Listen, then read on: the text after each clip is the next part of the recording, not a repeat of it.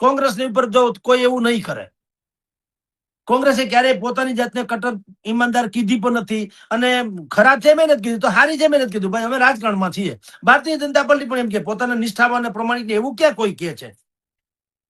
એકમાત્ર આમ આદમી પાર્ટી જે દિલ્હીની અદાલતે કેજરીવાલને શરાબ કાંડમાં એમ કીધું કે આ કેસ જે છે એ કેસ પણ બનતો નથી, ચાર્જશીટ પણ બરાબર નથી, વગેરે વગેરે કરીને જે તે સમયે રાહત આપી.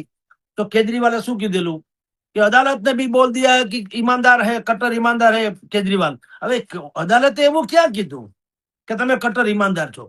એને કીધું કેસ કરનારામાં દમ નથી, કેસને લાયક કેસ આ બન્યો નથી, જે કરવું જોઈએ નથી, એટલે ઈમાનદાર બીમાનદાર કહે એવું સર્ટિફિકેટ નથી આપ્યું.